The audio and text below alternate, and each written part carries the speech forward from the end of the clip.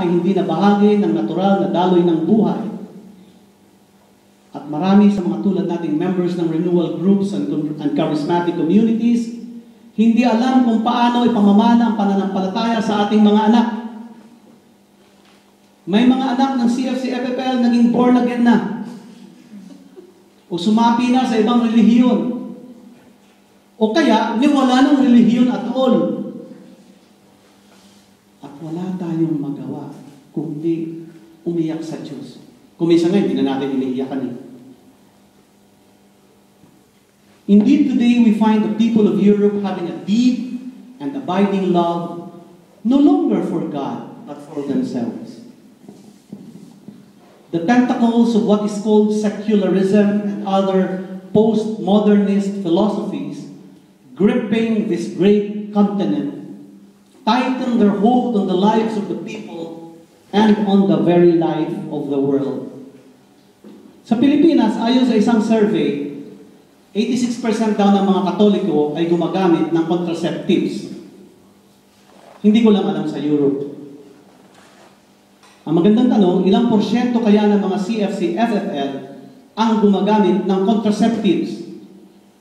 Or, more critically, ilang porsyento kaya ng mga CFC, SFL ang gumagamit ng contraceptives? At ilang porsyento kaya ng mga magulang ang nakakaalam na ang kanilang mga anak ay gumagamit ng contraceptives pero wala namang magawa? At ini-encourage pa nga ang mga anak na mag-contraceptives dahil kapag nabuntis o nakabuntis ang anak, paano na ang mga pangarap sa buhay? So mas mahalaga na matupad ang mga pangarap sa buhay kaysa sa sumunod sa Panginoon. And what has happened to the church?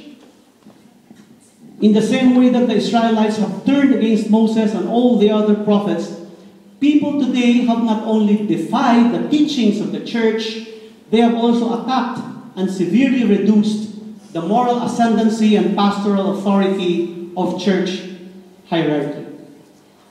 Pope bashing has become a favorite pastime of some people. Kadalasan, hindi naman natin kaya ipagtanggol ang ating Santo Papa. Paano mo nga naman may pagtatanggol ang Santo Papa kung ikaw mismo hindi mo kayang respetuhin ang parish priest mo? Okay si Father kapag favorite ka niya, pero kapag favorite niya yung iba, paano na? Tampo ka pa kay Father. Tapos, ang sasabihin natin, kasi naman, marami naman kasing pari na fill in the blanks. Pero alam naman natin na ang pagiging unfaithful ni Father kay God ay hindi dapat maging dahilan para tayo din ay maging unfaithful sa Panginoon. Di ba? Kung unfaithful si Father, sagutin niya yung kay God. Wala tayong pakialam dun. At kung unfaithful si Father, all the more na tayo ay dapat maging faithful para maipagdasal natin sa Panginoong Diyos ang ating pari. At isa pa, hindi naman naka-care of kay Father ang ating kaluluwa.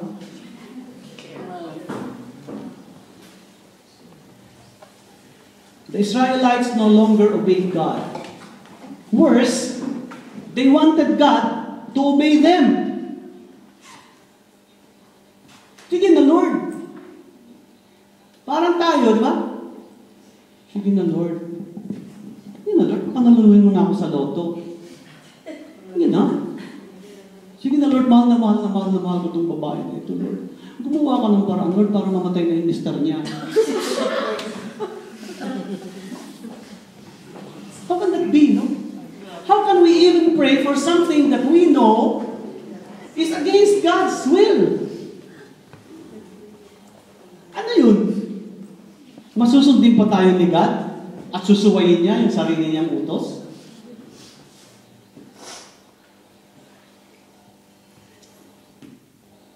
And since God would not obey them, they created their own gods. They were not only unfaithful, they resorted to idolatry. We today are no different from the Israelites. We too have created our own idols.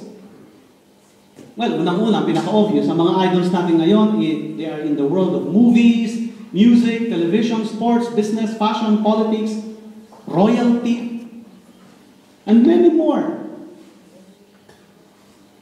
Their beliefs impact our beliefs, their morals influence our morals, their lifestyle shapes our own lifestyle.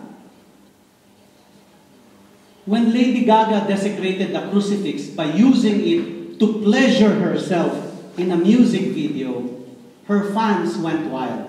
Many of those fans are Catholics.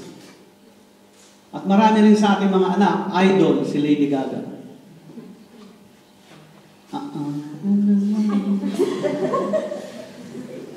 Huwag yung sabihin, hindi nyo alam mo ano yun.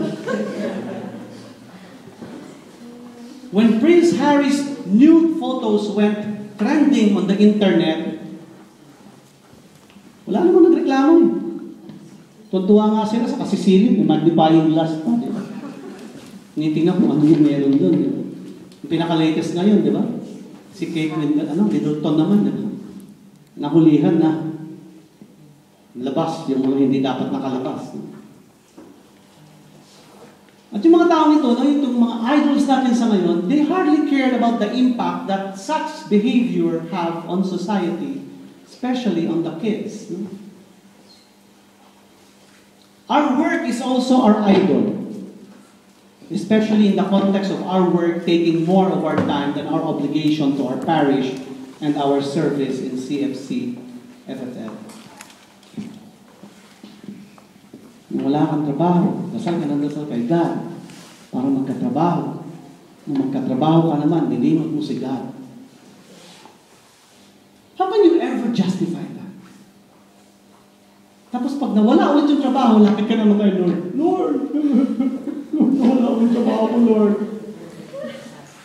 Tapos, pag nagkatrabaho ka naman ulit, bro, kasi hindi ako makapunta. Kasi I have work. Ang sarap lang nun kapag ang kausap mo si bro, kung si Lord. Sa palagay niyo ang sagot ni Lord. Other modern idols include our vices and addictions, our comforts and conveniences, our wealth and possessions, our friendships and love affairs, our power and sense of control. Unahin natin yung vices and addictions na yan. Meron pa rin naninigarilyo, meron pa rin lasenggo, meron pa rin nagtotongis.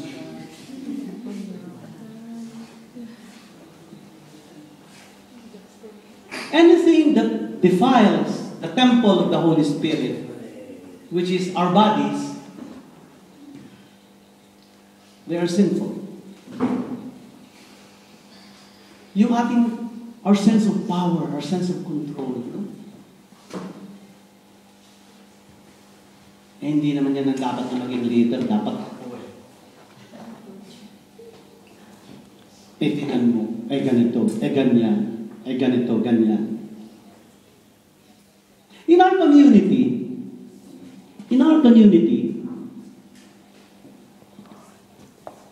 leaders in choosing our leaders, we trust solely in the anointing of God.